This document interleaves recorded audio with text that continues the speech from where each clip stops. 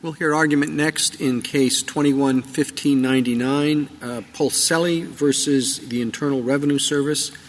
Mr. Dvoretsky. Mr. Chief Justice, and may it please the Court. Congress enacted Section 7609 to give the public critical privacy rights to notice and an opportunity to quash third-party IRS summonses. Congress carefully limited the exceptions to those rights. In Clause 1, Congress allowed the IRS to forego notice for a summons issued, quote, in aid of the collection of an assessment against the person with respect to whose liability the summons is issued. In Clause 2, Congress separately dispensed with notice for summonses, quote, issued in aid of the collection of the liability of any transferee or fiduciary of a delinquent taxpayer with an assessment or judgment.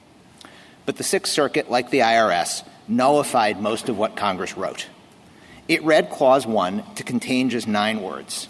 A summons, quote, issued in aid of the collection of an assessment, period.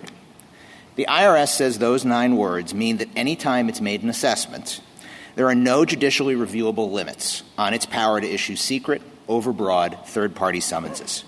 So nothing stops the IRS from secretly summonsing all unredacted bank records of anyone who ever received money from a delinquent taxpayer, a lawn care company, a friend splitting a dinner check through Venmo, or, as here, a law firm. Never mind Clause 2. Never mind the rest of the words in Clause 1.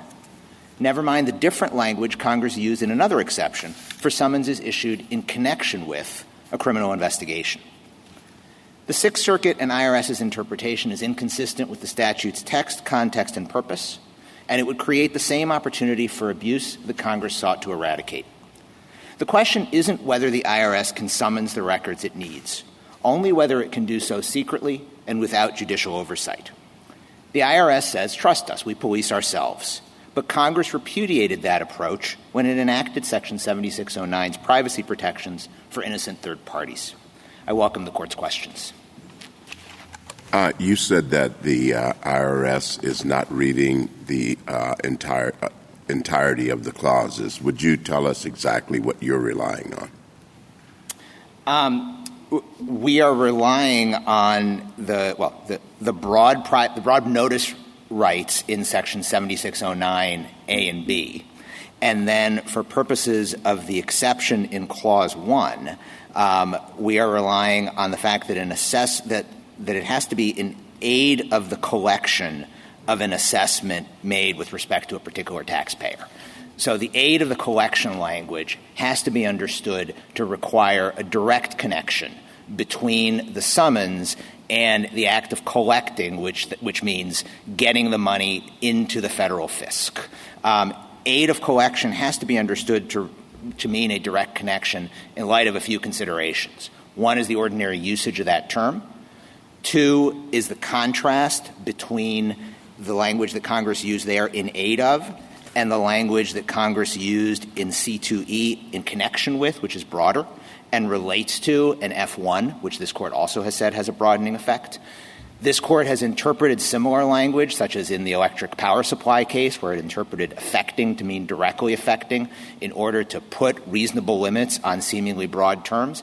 And lastly, we're relying on the fact that under our interpretation, there is separate meaning to Clause 1 and Clause 2, whereas the government's interpretation creates massive surplusage by rendering all of Clause 2 and much of Clause 1 meaningless within this statute. Congress was simply wasting its time in writing those provisions, which is what Judge Kethledge recognized in dissent below. The problem is the limiting language that you're asking about isn't there. It says the issued in aid of the collection of an assessment made or judgment rendered against the person. So where's the rest of your limiting language? Well, I think the question is what in aid of means, and I think the limiting language is inherent in aid of. Let me try an example. In aid of isn't really an expression that I think people use in common speech, but let's try it anyway. You might say that I wrote this introduction in aid of presenting this argument today. You wouldn't say that I went to law school in aid of presenting this argument today. You wouldn't say that not only because I went to Yale Law School. That would Definitely. But you also wouldn't say that, because whatever I learned about advocacy in law school however many years ago, while perhaps helpful to me here today in some sense, just doesn't have a close enough relationship to what I'm doing here today to say that that is in aid of my presentation of this argument. So the very concept of in aid of in common parlance, to the extent it's used in common parlance, has a limiting principle. And that takes me, again, back to the electric power supply case. And in that case, this Court interpreted the language affecting in the Federal Power Act. What affects a wholesale power rate?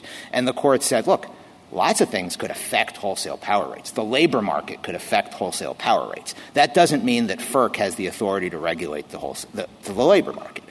The Court interpreted the language affecting to mean directly affecting. And in aid of, here in this statute, has to have that same sense. Why is that? I think it would be what you learned in law school and here, there's obviously a lot happened between them. But here, if it's in aid of collecting, I think getting a summons against your lawyer is a lot of help in collecting the assessment against you, right?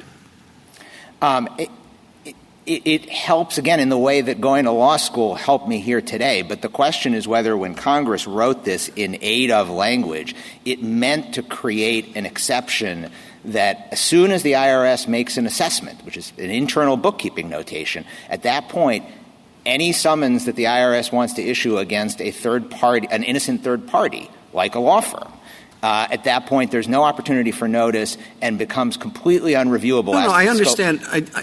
Yes, I think your argument looks to confining the scope of an aid of collection, and there may be a lot of reasons to do that. But the nature of the phrase and the language doesn't seem to be, to me, very helpful. I think an aid of collection is exactly what you would say if you want to expand the reach of little I, as far as the government's arguing for. Well, and of course that is what they want to say in order to expand the reach of D little I as far as possible. Our point is that the other indications in this statute show that Congress did not mean to create an exception that expands so far as to effectively swallow the rule. And in aid of is at least susceptible to the more limited interpretation that I'm advancing and that Judge Kethledge recognized in the Sixth Circuit. It's at least susceptible to that, and that's the better interpretation in this context because, again, of the significant surplusage concerns that reading the statute the government's way would create as for the rest of the exception in D that Congress wrote here. Under the government's reading, if a summons does not call for notice or the ability to quash, if it is in aid of collection, period, Congress didn't need to write Clause 2 at all because collecting from a transferee or fiduciary is collecting the liability or the assessment, the underlying liability or assessment, as to the taxpayer. So that, too, summonsing a fiduciary or a transferee would be in aid of collection of the underlying assessment under the government's reading of Clause 1. So, Mr. Dvoretsky, I understand the surplusage matter is a technical point, but of course all the time Congress uses belt and suspender approaches. We really mean this. And even beyond that, I think actually if you think about the person who wrote this language and why they wrote this language, this language is written in recognition of the fact that there are sort of two sources of money that the IRS can try to collect from. Sometimes the IRS is collecting from an individual taxpayer, and sometimes the IRS is collecting from the taxpayer's fiduciary or transferee. Basically I read this language just to say whoever we're collecting from, and it could be this group of people or it could be that group of people, if it's in aid of collecting, then we don't have to issue a notice. There's no indication that Congress had that kind of framework in mind when it was writing this statute. Every indication is that what Congress was concerned with in writing this statute was responding to this Court's decisions in cases like Donaldson and protecting third-party privacy rights. The government there actually is an indication because all over the code uses like this dichotomy between taxpayers and their fiduciaries and transferees. So that is in many provisions of the code. And essentially, this just matches it. You can collect from either one. There are two sources there are two pots that one can collect from. And, this is reflective of that. Is it absolutely necessary? It's not, for exactly the reason you say. But it's totally understandable as a way of drafting if you're thinking about Congress saying, after the liability judgment has been made, after an assessment is put on the books, do whatever you need to do to collect money from either the taxpayer or the beneficiary/transferee. The fiduciary.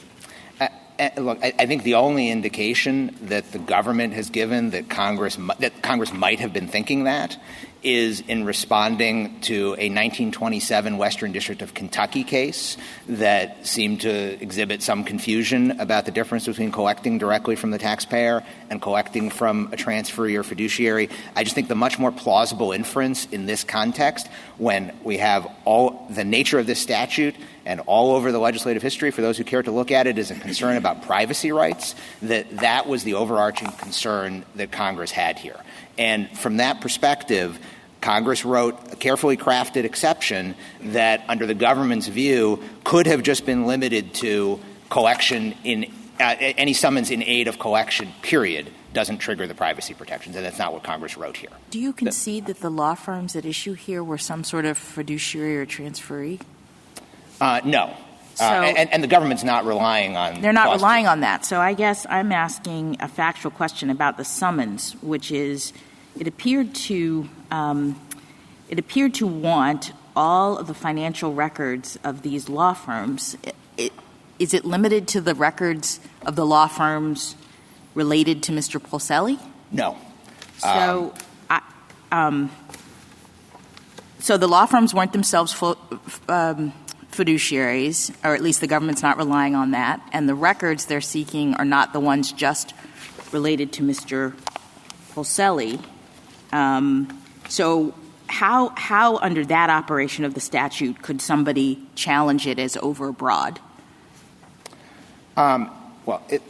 Under our reading of the statute, the law firms were entitled to notice and an opportunity to quash. Right. And under the government's, they wouldn't be, because these records would, through their theory of in aid of, would be in aid of collection, and so that there wouldn't really be an opportunity for anybody to complain about the scope of this subpoena under the government's theory. Under the government's theory, that's right. Okay. Sorry. Whereas under our theory, that is whatever the government's interest might be in getting any records from the law firm, particularly pertaining to the delinquent taxpayer, they surely have no interest in getting all of the unredacted bank records from the law firm over a 2-year period.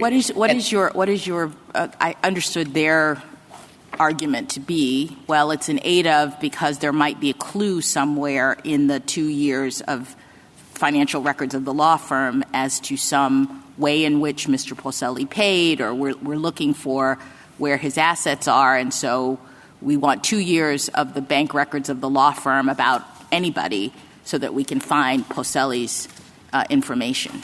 What's your response to that? 2 points in response to that. One, that is precisely the sort of egregious invasion of privacy of the law firm's interest, as well as the law firm's other clients' interest, that Congress was concerned with. And Congress didn't write this exception in aid of collection in order to blow up the privacy protections that were put in place in 7609A and B. With respect to the actual utility of such information, in an attenuated way, perhaps that fishing expedition would be helpful. In an attenuated way, going to law school is helpful to me here today. In an attenuated way, taping up a basketball player's ankle before she goes on the court to score a basket is helpful. None of that is directly in aid of arguing this case, scoring a basket, or collecting. Is it helpful in some attenuated way? Sure, and for that reason, perhaps they could get that narrow information if they properly serve the summons with notice, and if then the summons, which in this case you can see an example of one at Petition Appendix 71A, if that had been subject to district court review, and the district court might well have had the reaction, look, maybe IRS, you can get some of this information, but what you've asked for is way overbroad, so let's narrow it. In addition to all of that, from an ex ante point of view, just thinking about what rule makes sense here, under the IRS's view, as soon as they make an assessment, again, an internal bookkeeping notation, as soon as they do that, that turns off the notice and judicial review provisions that Congress created in 7609A and B. That gives them no incentive to be reasonable, and it leads them to issue overbroad summonses like the ones that you can see in the Petition Appendix at 71A. In a universe like the one that Congress actually designed, where before Congress can get information from innocent third parties, it actually has to think, what do we really need here? Because it's going to be subject to judicial review. Probably they wouldn't have issued such an overbroad summons in the first place. Mr. Bresky, I think you are obviously helped by the canon against surplusage. Do you want to address the government's argument that we also have to account for waivers of immunity should be narrowly construed? I mean, how do we pick between them? If we accept that there's some ambiguity that justifies resort to a canon in the first place, how do we choose between those? So I think this court, in considering sovereign immunity cases, this court has not construed exceptions to exceptions to waivers broadly. It has construed them narrowly. So in the Federal Tort Claims Act context, for example, you have a broad waiver of sovereign immunity, just as here in 7609A and B, you have a very broad waiver of sovereign immunity referring to any person, referring to any summons. Once you have that kind of a broad waiver of immunity, courts are not going to claw that back by broadly construing exceptions. At that point, you construe exceptions narrowly. That's the Yellow Cab case, and that's the cases interpreting the Federal Tort Claims Act. So that would be the framework for thinking about this here. The government, I think, doesn't really have any the government doesn't have any good textual arguments for avoiding the surplusage problem that is created by their reading of the statute. They make a couple of arguments about Clause 2 here. One is that Clause 2 applies pre-assessment, whereas Clause 1 does not. That doesn't make any sense as a practical matter to think that what Congress was doing here was giving greater protections to delinquent taxpayers pre-assessment than to fiduciaries and transferees. It also doesn't work as a textual matter. Clause 2 refers back to the taxpayer in Clause 1, and that's the taxpayer who has had an assessment made against them. The other argument they make is that Clause 2 applies where you can't collect directly from the taxpayer, such as in a situation where a corporation has liquidated. But even in those situations, you are still collecting on account of the underlying liability and assessment. And so Clause 2 just creates – this is not a minor belt and suspenders problem. It's creating massive surplusage problems that again, gave Judge Kethledge pause below and ought to give this Court significant pause here. Justice Thomas? Justice Alito? Gorsuch? Kavanaugh? Justice Barrett? Justice Jackson? Okay. Thank you, counsel.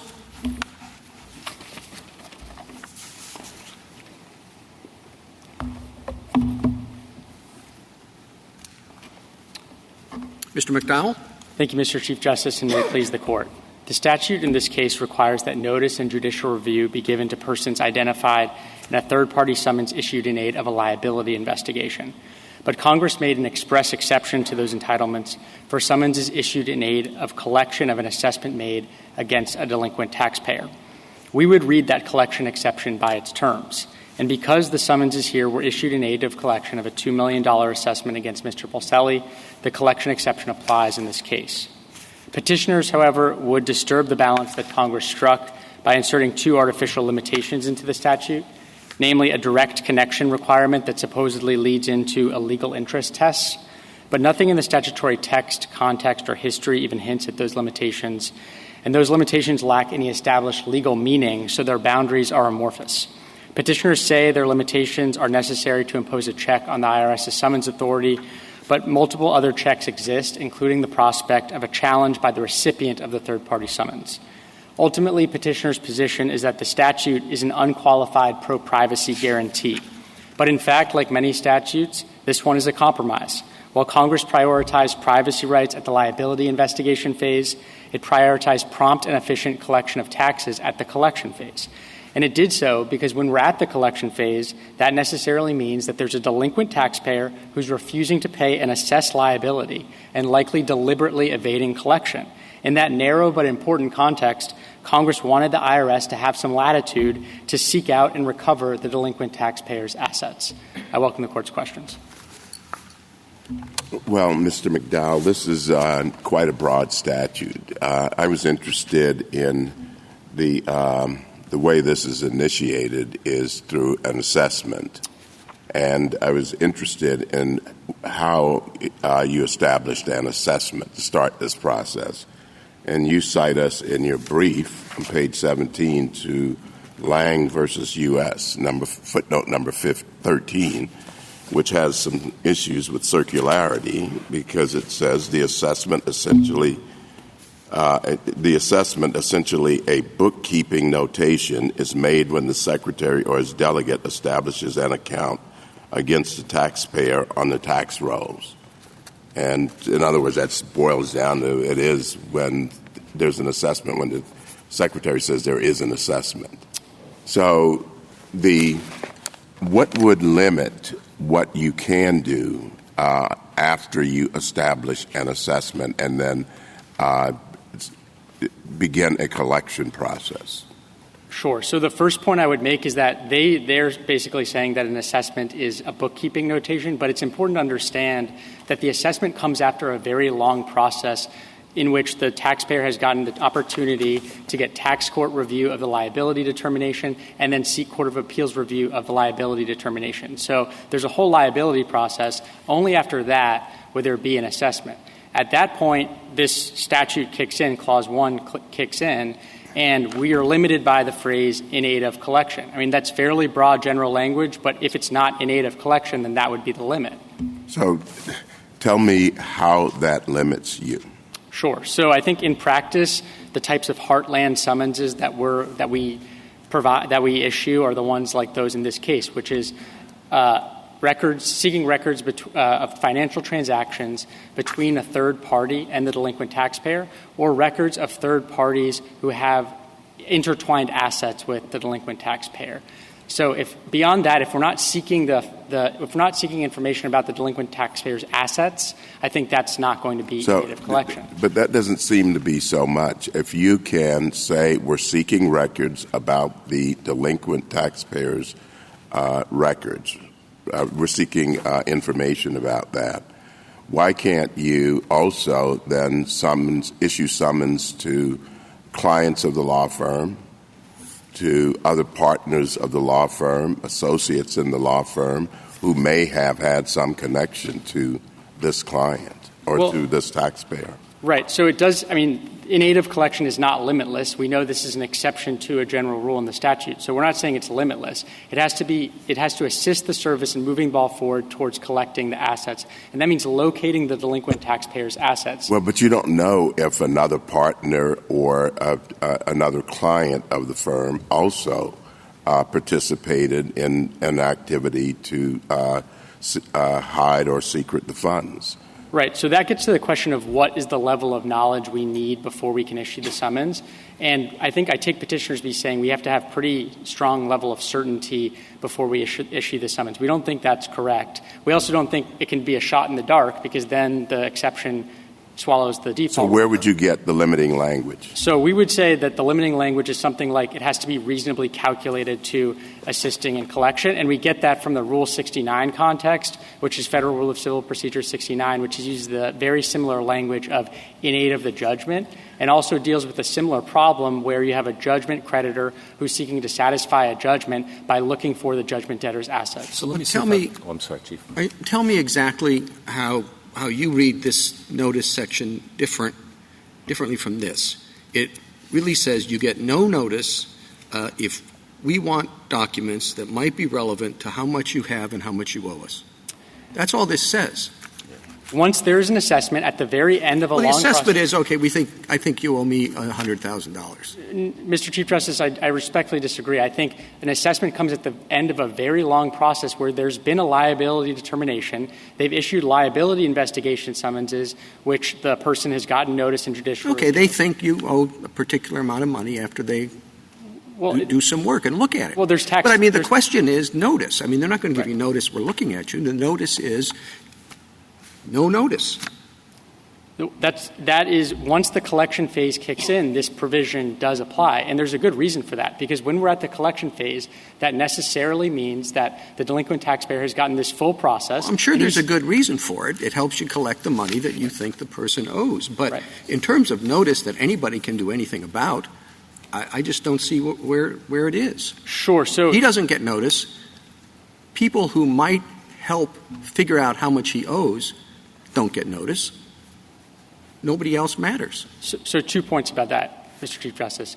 First, the recipient of the summons can always challenge the summons. So here the banks could have challenged it. That's pursuant to Section 7604 of the statute.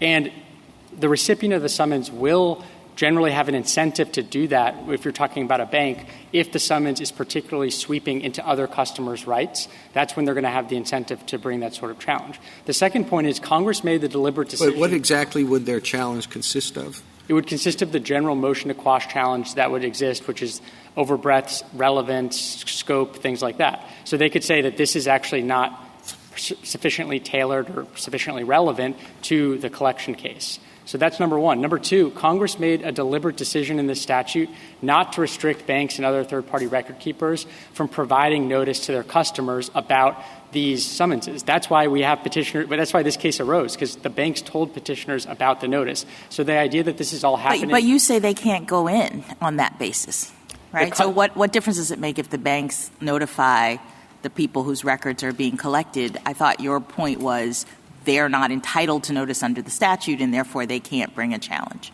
That's correct as far as bringing a motion to quash. What I'm saying is I think that it cuts against petitioners' argument that this is all shrouded in secrecy if the banks are able to give notice. And Congress made a deliberate decision to do this because in other statutes, Congress has allowed the government to seek nondisclosure orders against banks and other third-party record keepers. But it made a deliberate decision not to do that here because I think it wanted this process to be it wanted to give banks the option of keeping this process open. If I understand your colloquy with the Chief Justice and Justice Thomas, you do accept that in aid of can't mean a shot in the dark, yes. Right? Yes. There has to be some causal link, some close connection of some kind between the liability and the IRS's actions.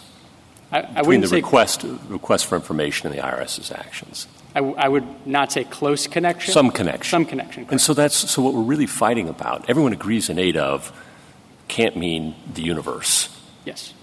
And it's just how closely connected it has to be. That's what the debate is really about.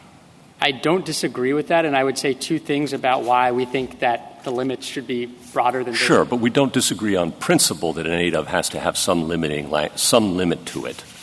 We're just disagreeing over, and I just want to clarify, the nature of our dispute is how close that causal connection has to be. Does it matter whether your co-counsel went to Yale or does it matter what he did last night? Right. Somewhere in between is yes. what we're fighting about. I do agree with that. We don't think in-aid can be limitless. This is an exception to a default rule, and also we think And do you think that informs our analysis, that the default rule is notice, and so that when we're construing an exception to that, we should do so reasonably in light of the general rule? Reasonably, but not narrowly. I mean, you're reasonably. Yeah, You'd agree with that? Yes. Okay. Reasonably, fairly, yes. Okay. Thank you. And I guess the two things I was going to say about the phrase in aid of and why we think the limit should be broader than they suggest are, number one, I think in aid of is fairly broad general language. I don't think I read that as a narrowing phrase like petitioners do. I don't think that's how it's naturally understood. Do you think the government could have done what Justice Thomas posited, and that is say, well, this law firm has lots of clients, some of whom might have come into contact with the petitioner here and might be aware of his assets, and so we want information about all of their transactions too. Based on those facts alone, I don't think so. Well, isn't that what you did here, though? Because you sought 2 years' worth of records from the firm without regard to its clients. I mean, with no sensitivity to the attorney-client privilege of those clients or their interests. So I'd like to clarify that because on page 21A, this is the Court of Appeals opinion. The Court of Appeals said that the limitation in this summons is borne out that the summonses the IRS issued to the banks in this case all specify that they seek information concerning the person identified in the summons. So the way that we read the summonses and the way that the Court of Appeals read them is that they were asking for information from the bank about the law firm's bank statements, and that other stuff could have been redacted. Okay. So there is a limit to in-aid of in your mind right there. You don't think the government could seek other information about other clients, or do you? No. Well, the way we would talk about the limit is the point here is to locate the delinquent taxpayer's assets. I understand that. So the third party should have some financial ties or has engaged in financial transactions with the delinquent taxpayer. Otherwise, the point is not to locate the delinquent taxpayer's assets. So that's how we would articulate it. Well, John may know Susie, who may know Joe, who may know Mr. Polselli. But you'd say that at some level that becomes too attenuated. At some level, but here the summonses were quite close in connection. And would you say a word more about that? How is it that the summonses were close in connection? Sure. So for the law firm summons, because I think that's the real delta in some ways between our position, the summons seeking the law firm's bank records, Mr. Polselli was a longtime client of this law firm. He'd made numerous payments to the law firm over time. So by seeing the law firm's records of his payments, they could figure out what accounts or what entities Mr. Polselli was using to make those payments, and then they could begin the collection process by seizing funds from those accounts or entities. So it's really only one step removed from the actual collection. I mean, direct connection is just kind of a phrase that they're using, but it doesn't really have any content. I think the idea here is that this actually was there was a fairly close nexus because they were looking for this account information, and then they could have begun the process of issuing a notice of levy from those accounts. And could I ask you, there's been some talk about, it's the IRS, they just think that he owes money. But what is the process before the IRS decides he owes money? Sure. So there's initially an information gathering process where there could be audits and examinations. It's a long process. Any summonses issued to third parties during that process would be subject to notice and judicial review under subsections A and B. Then, once that process concludes, the IRS will make a liability determination, meaning this person is liable for some amount of taxes owed. That liability determination is challengeable in the tax court, and then the tax court decision is reviewable in the Court of Appeals. So this is a thorough process with lots of layers of review. And then I'd also add that if we issue a collection summons, and that collection summons... So at this point, we can say, if we're going to be trusting courts at all, he owes money. Exactly. And I think that's a critical point because the only time we're in this situation when this provision comes into play is when there is someone who has adjudicated or assessed liability, and he's refusing to pay that liability and likely deliberately evading tax collection. Did I understand you to respond to Justice Gorsuch that it is a limitation on this that the information has to concern assets? It has, I think, relate to or concern assets of the delinquent taxpayer. And how broadly do you read that? Well, I think, so just to give... I mean, it's more than just I want to see how much money you have in the bank, right? I mean, could you get records of family members because maybe he's put his assets with them? So we don't think standing alone, the fact that someone is a family member is enough to simply summon that family member's bank records. There would have to be some further evidence that there was some financial dealing between the family member and the taxpayer, and here we had that with Mrs. Polselli. It wasn't simply that this was a husband and a wife. Mrs. Polselli and Mr. Polselli had engaged in significant financial dealings. They owned and managed several of the same LLCs, and one of Mr. Polselli's LLCs paid off a mortgage for Mrs. Polselli. So you don't generally, if you're trying to seek the assets of the wife, you don't normally get records concerning the husband? Only if there's some reason to believe that there's a financial connection. Like they're married? Well, the marriage in and of itself may not be enough. There are some, it depends if their assets are intertwined. I think normally in a communal property state, yes, that probably would be okay. I think stretching out to brothers, sisters, other family members. Well, don't you normally assume that the financial records of a husband and wife are intertwined? I think that could be an assumption depending on the state property law, I guess. But there would have to be, in our view, this is a particularly clear case, I guess, because it wasn't just that they were married. It's that there was this other evidence of extensive financial dealings, which is how the IRS officer put the point. Can we go back to the – oh, go ahead. Can I focus us on the case here? Yes. There's a whole lot about the IRS collection mechanism that has been criticized and continues to be criticized by the world, including me. If you've audited it, you know. Okay. But my point is, what I want to figure out is why Congress would want to distinguish between investigation and collection that involves third parties. I can understand why, and this is where I've been struggling with understanding the Ninth Circuit and Judge Ketledge is concerned, okay?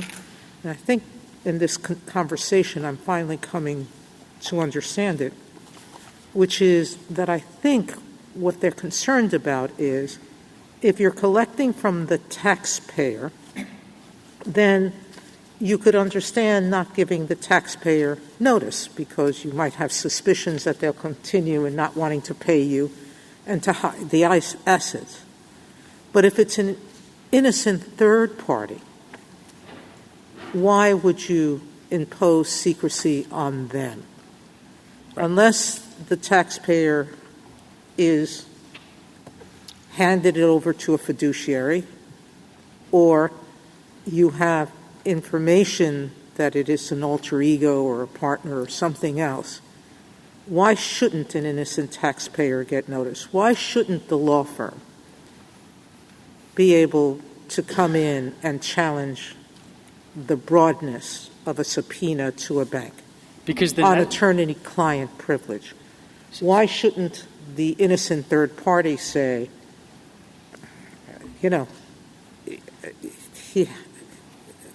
they got it wrong. I'm not involved with this taxpayer.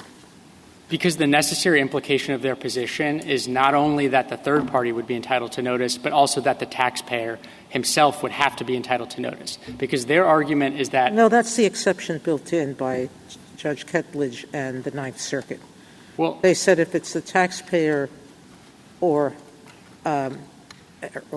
you have knowledge or suspicion of or reasonably basis for believing, they're covered by the exception. Well, so what I'm saying is let's take the example of the summons seeking the law firm's bank records. If we had to provide notice and the opportunity for judicial review in that situation, the law firm would not only get the notice, but also Mr. Polselli. And that's because their entire argument is that subsection C2D's exception doesn't apply in that case, right? So if that's true, then subsection A and B have to apply, because those are the general rules. And subsection A says any person who is identified in the summons is entitled to notice. And Mr. Polselli was identified in these summonses, and the taxpayer will always be identified in these summonses in the caption. So the necessary implication is that he will also be entitled to notice, and with that notice, he'll be able to move his funds from whatever accounts and entities he was using to pay the law firm into other funds and other accounts. I didn't hear them as suggesting that the entirety of that the subsection didn't apply in the law firm situation. So I'm a little curious about the argument that you just made. I mean, you're suggesting that if we go with them, it automatically means that the taxpayer himself would always get the notice. And I just thought they were saying it's not in aid of collection if you're giving the summons to a law firm and seeking all of the law firm's records for 2 years. Well, first of all, we disagree with the scope of that summons, but the characterization of that scope of that summons, as I mentioned. Just because you read it that way, but I'm, looking at the language of the summons, it doesn't say anything about. It says copies of all bank statements relative to the accounts of the law firm. Well, but if you go up on, if you go up to the earlier paragraph on this, I'm looking at 79A of the petition appendix. It says it's talking about concerning the person identified above for the period shown. So they're asking for it as they relate to the person identified above, and that's Mr. Polselli. But so what's your position on all the law firm records? That you would agree that's not in? Well, we don't think that's what this summons sought.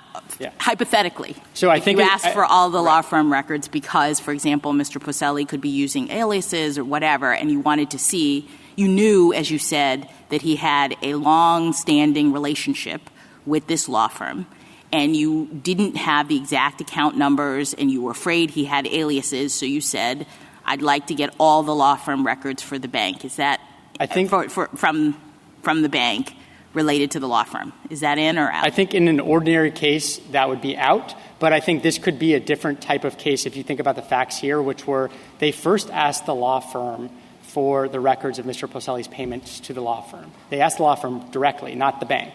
The law firm said, we don't have any such records, even though they knew that Mr. Polselli was a longtime client of the law firm. Only at that point, when they didn't have cooperation of the law firm, did they ask for the bank statement. So if you did read it more broadly, I think the rationale for that that broader reading would be that they would have to have all of the relevant bank statements in order to figure out what the shell companies he was using were, because the bank itself wouldn't know what those shell companies were. So they may need a slightly broader set of information than just the information that says line item payment from Mr. Polselli. They may need more information that actually concerns his shell companies. So I think that would be the potential rationale. But again, I don't think you need to get into that because the Court of Appeals read it the way we read it, and I think that's the fairest reading of the summons. But to get to your statutory question, they're saying that this is not in aid of collection. If it's not in aid of collection, then we're outside of C2D, because C2D is the exception that's talking about summonses in aid of collection. And if we're outside of C2D, we're in A and B, which are the general rules that require notice and judicial review. And if you look at A1, subsection A1, it says any person who is identified in the summons is entitled to notice.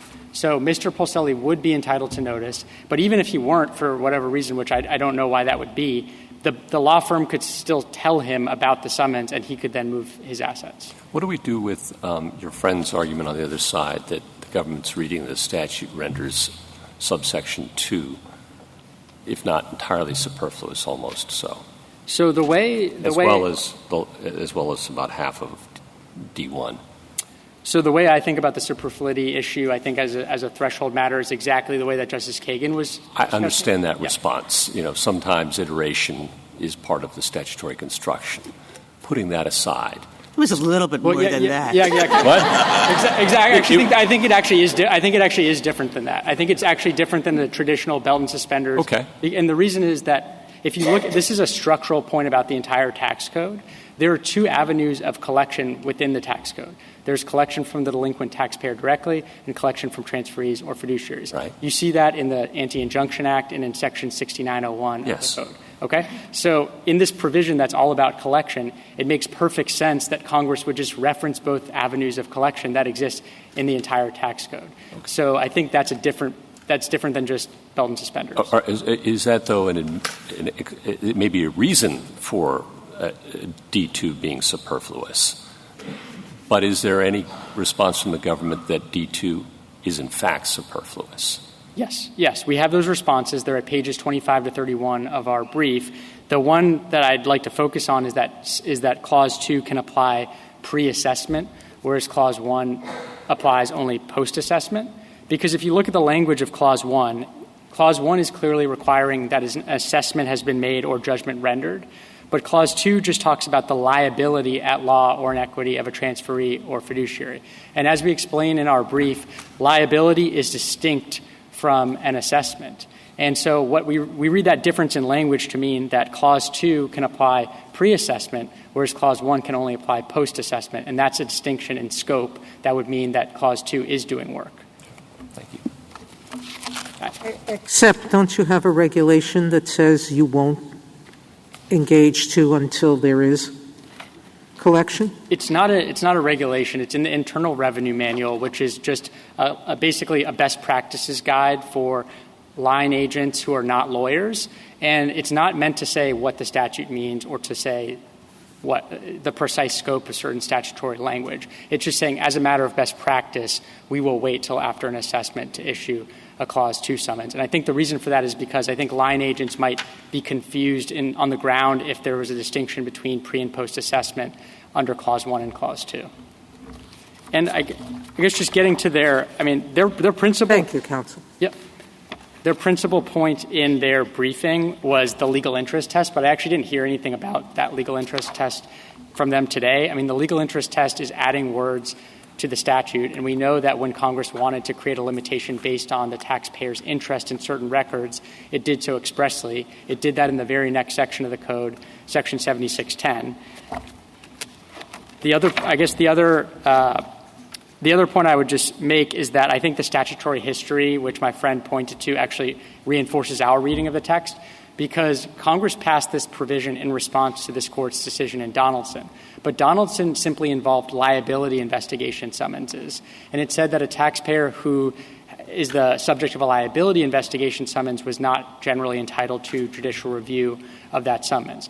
Congress wanted to overturn that result as to liability investigation summonses, but it did not want to disturb the IRS's ability to promptly and efficiently collect taxes at the collection phase. And that's clear from the text of the statute, because subsections A and B are all about liability investigation summonses, and they provide notice and judicial review there. But then C2D, the provision we're dealing with here, is carving out an express exception to those requirements for collection phase summonses. And then the House and Senate reports also both say that they're carving out they expressly say that they're carving out an exception for summonses issued in aid of collection.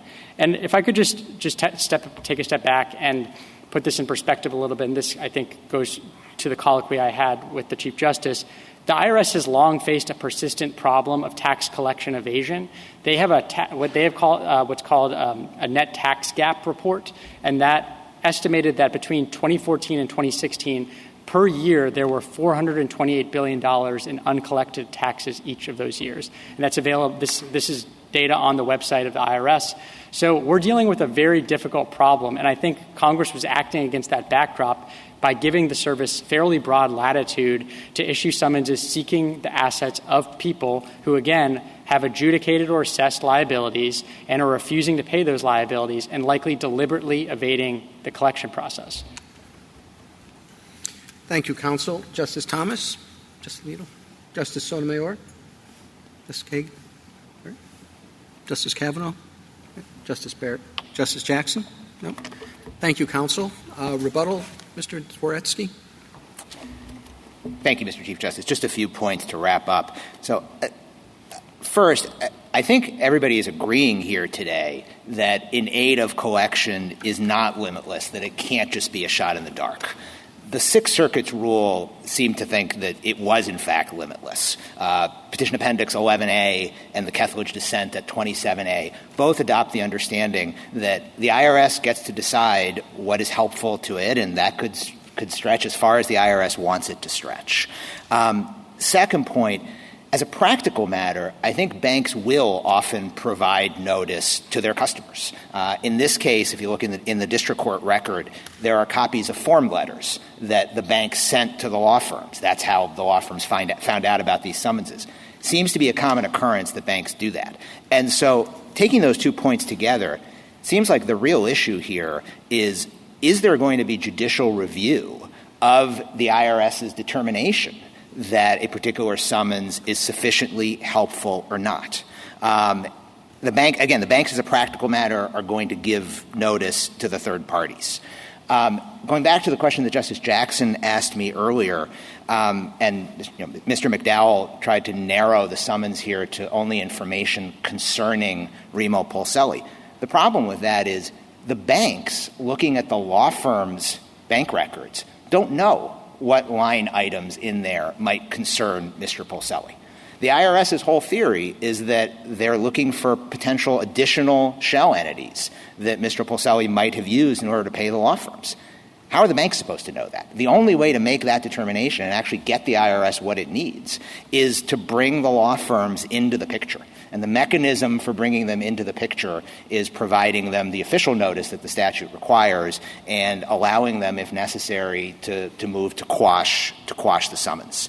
As far as the standard that the IRS has to meet, we're not asking the IRS to be certain of the direct connection. The IRS just has to have a reasonable basis that the information that it's seeking is going to lead directly to collection. And again, there ought to be judicial review of that. And lastly, as to the legal interest test, the legal interest test is just an application of the direct connection test in the context of a bank account. In the context of a bank account, what it means to have a direct connection to collection is that the IRS can take the information that it learns from the summons and then levy on a bank account belonging to the petitioner or through an alter ego theory in order to collect money into the federal fisc. So the legal interest test is simply an application of the direct connection test. And the direct connection test is a way of understanding the innate of language, which I think everybody agrees here today is not limitless as the Sixth Circuit thought that it was. I respectfully submit that determination ought to be made by a court rather than by the IRS operating on its own. And so we ask that the Sixth Circuit's decision be reversed. Thank you, counsel. The case is submitted.